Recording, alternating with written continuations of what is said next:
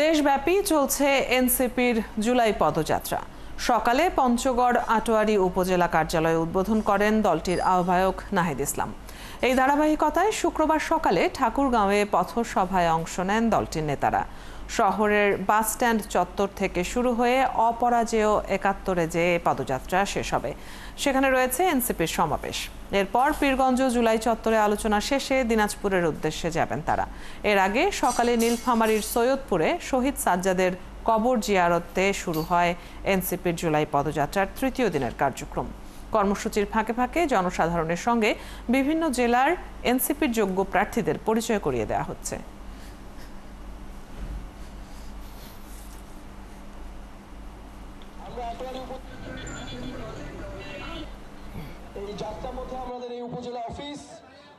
আমরা আটোয়ারী উপজেলার অফিসের শুভ উদ্বোধন ঘোষণা করছি।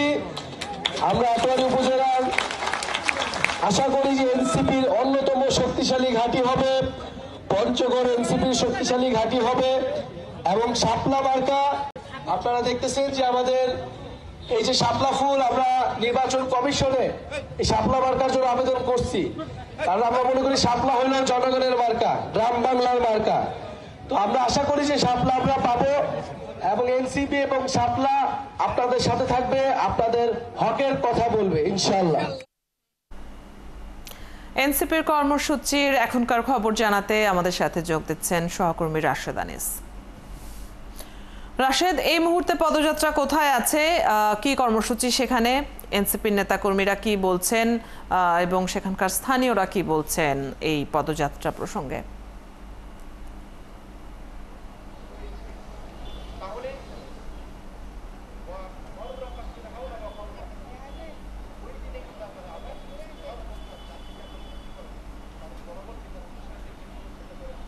অদিতি, চতুর্থ দিনে যে পদযাত্রা কর্মসূচি সেটি কিন্তু খুব একটা যে সেভাবে হচ্ছে সেটি কিন্তু বলা যাচ্ছে না। কারণ হচ্ছে আজকে প্রায় 4টি জেলায় ভ্রমণ করা হবে এবং পঞ্চগড় থেকে এখন কিন্তু ঠাকুরগাঁয়ের পর পীরগঞ্জে কিছু সময়ের জন্য থামবে, তারপর দিনাজপুর, তারপর বগুড়া। সকালে আটোয়ারী উপজেলায় নাগরিক পার্টির কার্যালয় উদ্বোধন করা হয়। তখন কিন্তু সবাই মিলে বলছিলেন যে নাগরিকদের জন্য কাজ করবেন এনসিপির নেতারা। সার্জিসের ঠিক বাসার পাশেই কিন্তু সেই উপজেলা কার্যালয়টি উদ্বোধন করা হয় এবং সার্জিস কিন্তু বলছিলেন শুধু তার এলাকা নয়, শুধু পঞ্চগড় নয়, পুরো বাংলাদেশের সৎ এবং যোগ্য নেতৃত্ব খোঁজে আছে হচ্ছিল জাতীয় নাগরিক পার্টি এবং তারা কিন্তু সৎ এবং যোগ্য নেতৃত্ব দিয়েই এই দল পরিচালনা করবেন। এই যে পদযাত্রা কর্মসূচি সেটি নিয়ে আসলে কথা বলবেন জাতীয় নাগরিক পার্টির যুগ্ম সদস্য সচিব মুশফিকুস সালেহিন। আমি যদি আপনার কাছ থেকে জানতে চাই, আপনাদের পদযাত্রা কর্মসূচি আজকে তো সেভাবে কোনো রকম কোনো কিছু হচ্ছে না, হয়তো বা সময় স্বল্পতা বা কোনো কিছু, পরবর্তীতে আসলে কী ধরনের কর্মসূচি রয়েছে? ঠাকুরগাঁয়ে কি আর কোনো কিছু আছে? দেখুন, আমরা যেহেতু 3 দিন পার করেছি এবং বেশ কয়েকটা জেলা আমরা সফর করেছি, আজকে শুক্রবার দিন। সাধারণত আসলে জুমার নামাজের আগে শুক্রবারে মানুষের বাইরে অ্যাক্টিভিটিস কম থাকে, প্রচণ্ড গরম। সে কারণে আমরা আজকের সকালটায় একটু বলা যায় যে ছোট আকারেই আমরা যেটা করেছি যে আটোয়ারী উপজেলায় যে আমাদের জাতীয় নাগরিক কমিটির যেই কার্যালয় সেটি উদ্বোধন করেছেন নাহিদ ইসলাম, হাসনাতুল্লাহ এবং সার্জিস আলম। এবং এরপরে আমরা এখন আছি ঠাকুরগাঁওতে, সেখানে একটা সংক্ষিপ্ত সমাবেশ শেষে এখানে আমরা জুমার নামাজ আদায় করব এবং এর পরবর্তীতে এখানে একটি পদযাত্রা শেষে আমরা দিনাজপুরের উদ্দেশ্যে রওনা করব। সেখানে দিনাজপুরে পদযাত্রা হবে, সেখানে পথসভা হবে এবং দিনাজপুরের শহীদ পরিবারদের সাথে সাক্ষাৎ করা হবে। সেই সাথে দিনাজপুরে একটি সাঁওতাল পল্লী রয়েছে, সেই সাঁওতাল পল্লীতেও সেই জনগোষ্ঠীর সাথেও মত বিনিময় করা। তার মানে মূল আয়োজনটা আপনাদের দিনাজপুরে?